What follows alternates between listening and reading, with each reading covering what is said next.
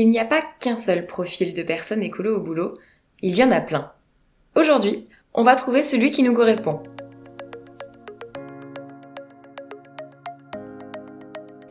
Bonjour et bienvenue dans Écolo au boulot. Je suis Cassandre Joly et mon but est de donner du sens au travail à travers l'écologie. Ensemble, nous trouvons des idées, des astuces, de la motivation et de l'inspiration pour rendre son quotidien au travail plus écologique et se sentir utile.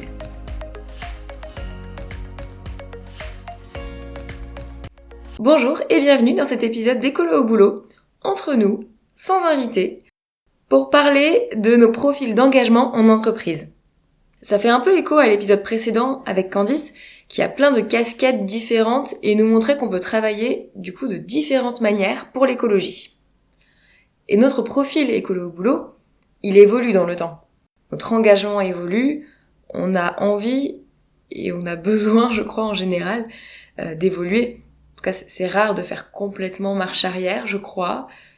Je connais des personnes qui ont ralenti les rythmes, mais aucune qui ait décidé que finalement l'écologie, c'était pas son truc.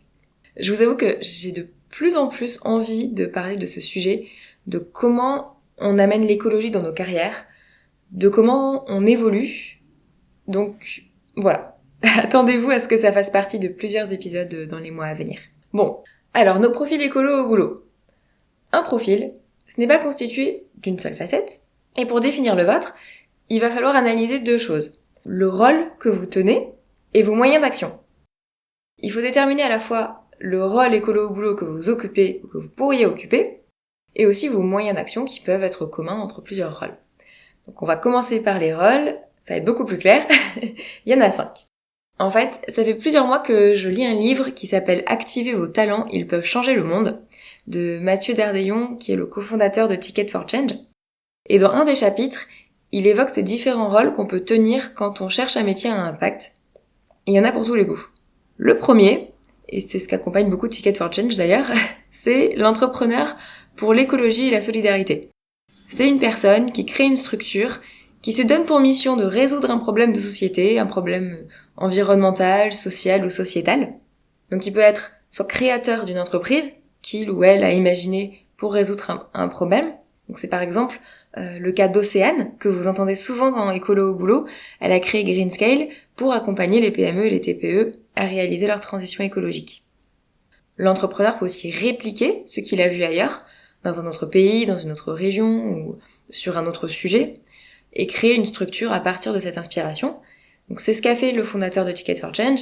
Il a trouvé son inspiration lors d'un séjour en Inde, où des jeunes rencontraient des entrepreneurs sociaux. Et enfin, l'entrepreneur peut aussi être repreneur d'une entreprise créée dont le créateur d'origine se désengage, ça peut arriver, ou alors sous format de franchise. J'ai vu qu'il y a des réseaux de vrac qui se lancent sous le format de franchise pour aider d'autres projets d'épicerie ou de drive vrac à voir le jour partout dans le pays. Donc on peut ouvrir une franchise à partir d'un sujet aussi. Proche de cette catégorie-là, on va trouver les freelances qui visent un impact positif.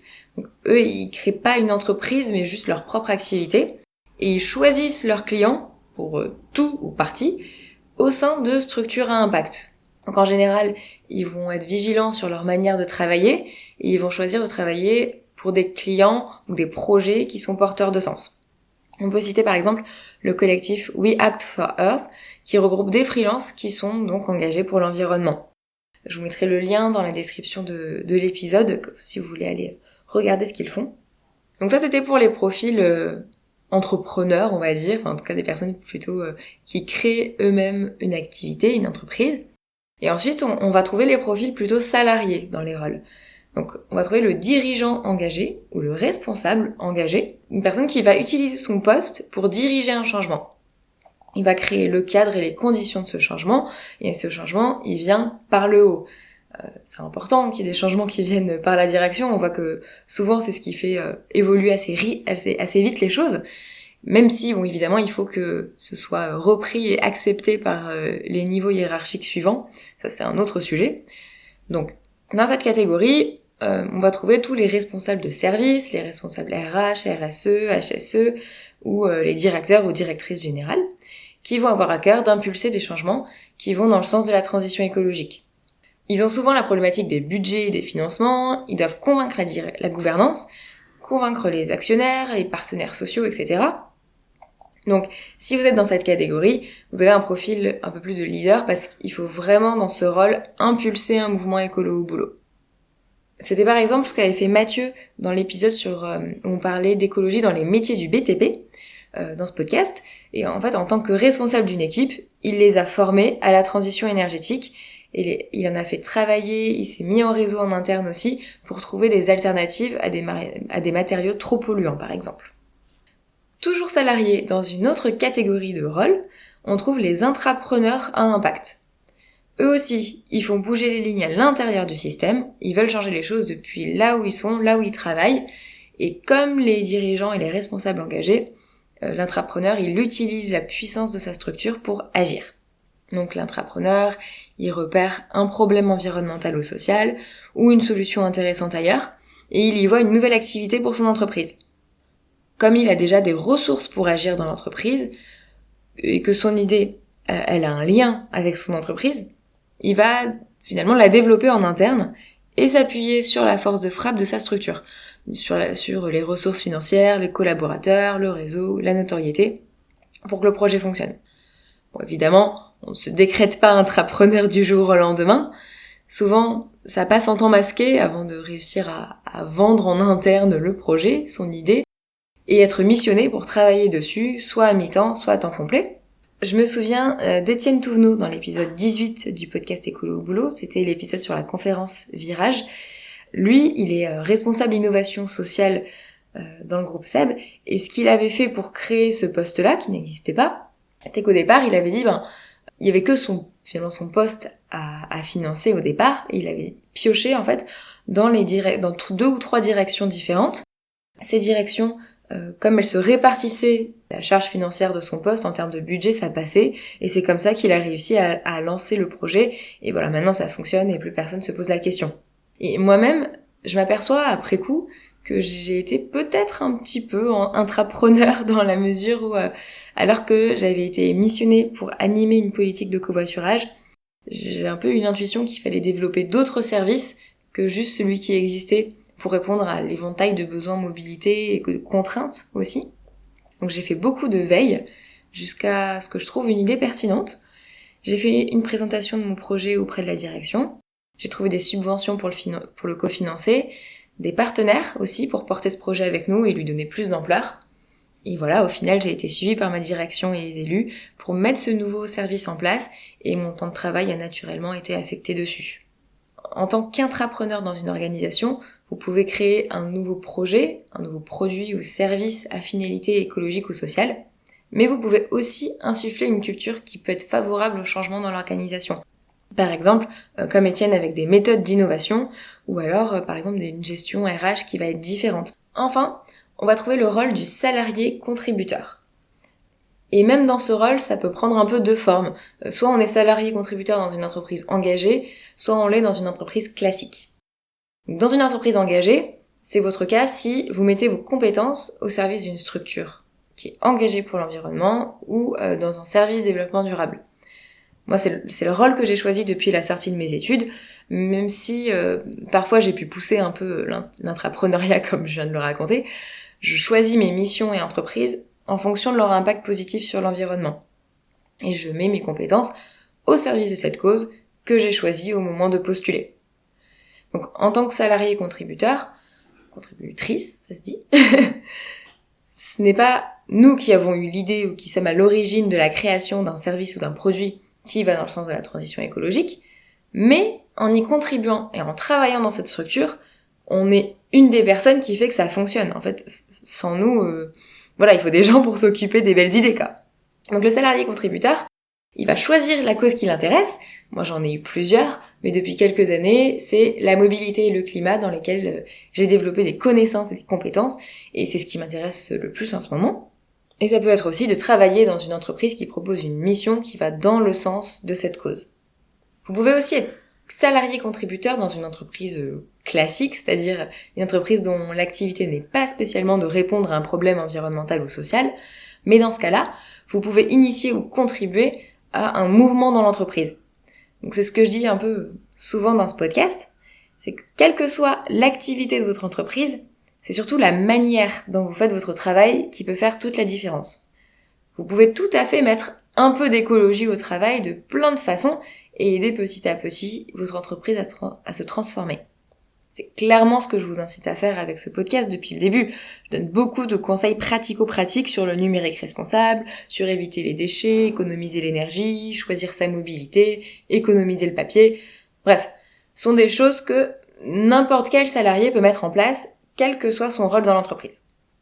Et en ajoutant cette petite casquette verte à votre métier, en contribuant aux projets lancés dans votre entreprise qui vont dans le bon sens, en influençant les décisions, vous pouvez déjà faire beaucoup en restant là où vous êtes.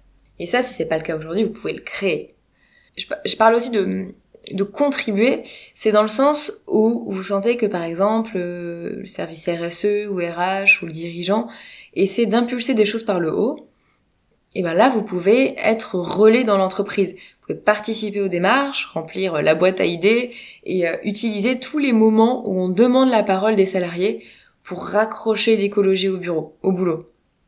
C'est des façons de contribuer qui sont très efficaces et aussi nécessaires pour que ces projets fonctionnent. Ça me fait penser un peu à l'idée de mettre le pied dans la porte. Des salariés qui avaient reçu un questionnaire sur la culture d'entreprise, ils se sont passé le mot entre eux pour tous dire que l'écologie c'est hyper important à mettre dans la culture d'entreprise. Et donc finalement ça fait partie du projet de la société. Donc voilà, juste en contribuant, vous pouvez faire changer les choses grandement. Évidemment, votre rôle, il est à un moment donné. Voilà, je vous ai parlé de 5 rôles différents. Ils peuvent tout à fait se cumuler ou se mélanger dans le temps. Par exemple, aujourd'hui, je considère que je suis salarié qui contribue à une cause environnementale. En parallèle, c'est pas de l'entrepreneuriat aujourd'hui, mais avec ce podcast, j'ai un impact en vous aidant à mettre plus d'écologie au travail. L'année dernière, j'ai été un peu intrapreneur dans ma structure avec un nouveau service. Et peut-être que dans quelques années, je serai freelance, entrepreneur ou dirigeante engagée. Voilà. Qui sait? Il n'y a pas de profil meilleur qu'un autre. C'est ce qui vous correspond à un moment. Et évidemment, ça peut changer. Dernière chose sur les rôles. En fait, chaque rôle a besoin des autres. C'est-à-dire que, je le disais avec les dirigeants engagés qui ont besoin de salariés contributeurs, c'est pareil. Pour les entrepreneurs qui ont besoin de les entrepreneurs ont besoin de salariés pour faire tourner la belle idée qu'ils ont eue. Et c'est pareil pour les intrapreneurs qui ont besoin de salariés et de dirigeants engagés pour les soutenir. Ils ont besoin de freelance à impact pour une partie d'un projet. Bref, dans tous ces rôles, vous allez trouver des alliés pour mener vos projets. Donc chaque rôle est important et va aller nourrir les autres rôles aussi. Maintenant que vous avez identifié les différents rôles, pour compléter notre profil écolo au boulot, on va passer aux modes d'action. Ces modes d'action, je vais vous en citer 4 principaux qui peuvent être attribués à n'importe lequel des rôles dont on vient de parler. Alors le premier mode d'action, c'est celui que j'appelle l'intello écolo. C'est un mode d'action que je vous conseille souvent dans les démarches écolo au boulot au moment de créer un groupe qui va réfléchir sur des actions à mettre en place en entreprise.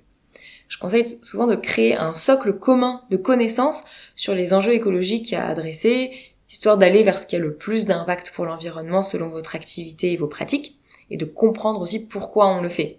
Donc ça peut être par exemple, dans ce rôle-là, dans ce moyen d'action-là, de partager des ressources, donc des articles. Par exemple, il y a les articles du site Bon Pote qui sont connus et qui sont très clairs, très simples à comprendre et pertinents. Vous pouvez partager des vidéos, des documentaires, des livres, etc. Vous pouvez animer ou faire animer une fresque du climat, faire un tour sur nosgestesclimat.fr pour mesurer son empreinte carbone individuelle et le proposer à ses collègues. Par exemple, ça a été fait par un de mes collègues l'année dernière. Il nous a tous envoyé le lien de nosgestesclimat.fr et on s'est partagé nos résultats par mail, nos réflexions. Quand on a eu l'impression que il y en a un qui avait pas été très honnête, on lui a refait faire le test. Voilà, donc c'était sympa et instructif. Et après, en fait, moi j'ai rebondi là-dessus pour proposer le challenge Ma Petite Planète en disant que voilà, maintenant qu'on a mesuré notre empreinte carbone, on va essayer de la diminuer ensemble. Donc selon votre rôle, vous allez pouvoir diffuser de la connaissance auprès de vos collègues, de vos équipes, de vos partenaires, ça dépend avec qui vous travaillez et avec qui vous sentez que vous pouvez avoir ce rôle-là. Le moyen d'action suivant, c'est l'exemplarité mobilisatrice, Oui, j'utilise de grands mots pour vous donner envie, pour que vous disiez « Waouh, c'est la classe ces moyens d'action, moi aussi je veux faire de l'exemplarité mobilisatrice ». Bon, bref. Donc, l'idée de mobiliser, c'est proposer des actions individuelles que vous allez d'abord faire vous, de votre côté, puis embarquer les autres avec vous. Par exemple, si vous voulez responsabiliser vos collègues de travail dans leur comportement du quotidien, la première action, c'est viser l'exemplarité. Montrer et expliquer tout ce que vous faites qui peut être répliqué. Venir au boulot à vélo, amener son sac et sa lunchbox pour éviter les déchets, avoir son mug de thé avec du thé en vrac, prendre le tramway plutôt que la voiture de service pour aller au rendez-vous, etc. Pour embarquer les autres avec vous, vous pouvez lancer un challenge, par exemple, comme je l'ai fait avec l'application Ma Petite Planète, pour les motiver à agir dans leur quotidien, une fois que vous les avez sensibilisés avec le moyen d'action précédent, ou alors d'autres challenges ou propositions individuelles. Et si votre rôle, il est plus entrepreneurial ou de direction, là l'idée ça peut être de proposer des actions collectives qui ont du sens. Par exemple, de verser un pourcentage de chiffre d'affaires au 1% pour la planète, d'être ambassadeur d'une démarche auprès d'autres entreprises ou de votre réseau de clients, montrer ce que vous faites de bien aussi. C'est Roland Charles qui, dans l'épisode sur l'énergie en entreprise, ça devait être l'épisode 32, il disait que ils essaient de parler, de mettre en avant ce qu'ils font, pas pour se faire mousser, mais pour montrer que s'ils le font, les autres peuvent le faire aussi. Voilà, c'est un petit peu cette idée-là. Alors le troisième moyen d'action, c'est le mode projet. Donc là, vous lancez des projets dans votre structure ou en collectif. Donc ça peut être un projet ponctuel, par exemple une collecte de matériel électronique à recycler, par exemple tous les téléphones portables qu'on garde dans les tiroirs au lieu de les amener à recycler. Ou alors un projet plus long terme, par exemple une démarche type numérique responsable dans l'entreprise, où vous allez à la fois sensibiliser, montrer ce qu'on peut faire différemment, changer certains process, etc. Là, vos forces dans ce moyen d'action, c'est votre capacité à créer une petite équipe autour de vous, à convaincre la direction de pouvoir lancer le projet que vous voulez mettre en place, et puis à dérouler. Et le dernier mode d'action dont je voulais vous parler, c'est le mode d'action du révolutionnaire. C'est lui qui veut changer le système. C'est-à-dire que pour vous, si c'est bien beau d'arrêter les gobelets en plastique et les bouteilles d'eau en réunion, mais il y a un problème de fond auquel on brûle de s'attaquer. Donc là, il va falloir entrer dans le dur. Il va falloir viser la stratégie directement. Stratégie de l'entreprise ou la structuration de la société. Ça va pas être facile, mais il faut aussi s'y attaquer. Donc selon votre rôle dans l'entreprise, ça peut être plus ou moins facile. En tout cas, avec ce moyen d'action, il faut viser le cœur de l'activité de l'entreprise. Par exemple, partir sur le fait d'être entreprise à mission. On avait parlé des entreprises à mission avec Océane de Greenscale et Raphaël qui avait créé Shop Éthique sous le format de l'entreprise à mission dans l'épisode 24. Si c'est déjà le cas, ou que l'entreprise à mission c'est pas pour vous, vous pouvez aussi aller encore plus loin, c'est-à-dire pas seulement dans votre propre structure, mais partir sur des actions de lobbying, de promotion auprès des associations professionnelles, des élus. Vous pouvez communiquer sur les réseaux sociaux, proposer des papiers d'opinion dans les médias, vous pouvez rejoindre des associations ou créer des associations pour soutenir une cause. Bref, là, il va falloir être visible et crier haut et fort vos revendications. Pour cela, il faut très bien connaître la cause qu'on défend, pour être crédible et inattaquable. Et je vous conseille aussi de ne pas vous lancer seul, parce que ce type de démarche fonctionne beaucoup mieux à plusieurs personnes ou plusieurs structures que seul dans son coin. Comme vous vous en doutez, tous ces rôles et moyens d'action sont très importants et on a besoin de l'ensemble pour réussir la transition écologique et solidaire. Donc voilà, l'idée c'est pas de se dire c'est celui-là le meilleur, c'est ça qui fonctionne le mieux. Non, il faut un peu de tout. En général on prend pas tout d'un coup. On y va en fonction des moments, en fonction des possibilités, on choisit un rôle et des moyens d'action différents. Donc vous pouvez utiliser un moyen d'action aujourd'hui, puis un autre demain. D'ailleurs, je vous les ai cités un peu par ordre crescendo dans l'engagement. L'intello écolo qui diffuse de la connaissance sur le dérèglement climatique et ce qu'il faudrait faire. L'exemplarité mobilisatrice pour montrer comment nous on agit et inviter les autres à nous imiter. Le mode projet pour mettre les autres en action. Et le révolutionnaire pour faire changer le système. Tout ça, ça peut se croiser. Vous pouvez aussi piocher ce qui vous correspond aujourd'hui et ce qui vous plairait à l'avenir. Voilà pour cet épisode consacré au profil écolo au boulot, que pour ma part je définis selon un rôle et des moyens d'action qui sont mis en œuvre. Si vous pensez qu'il faudrait compléter cette liste, n'hésitez surtout pas à proposer d'autres rôles ou moyens d'action, soit en commentaire de cet épisode, en commentaire dans l'article de blog, où d'ailleurs vous retrouverez la liste des rôles et des moyens d'action si vous n'avez pas pu prendre de notes pendant votre écoute, ou alors sur les réseaux sociaux, Instagram et LinkedIn. J'espère que cet épisode vous a aidé à mettre des mots sur votre profil d'engagement au boulot, vous a permis d'ouvrir vos horizons sur une possible évolution ou des moyens d'action différents. Si vous cherchez des idées d'action à mettre en place, n'oubliez pas que vous pouvez télécharger le e-book de plus de 60 idées d'action écolo au boulot que vous pouvez faire ou proposer en entreprise. Je vous remets le lien dans la description de cet épisode. Merci beaucoup pour votre écoute et à bientôt. Ciao ciao!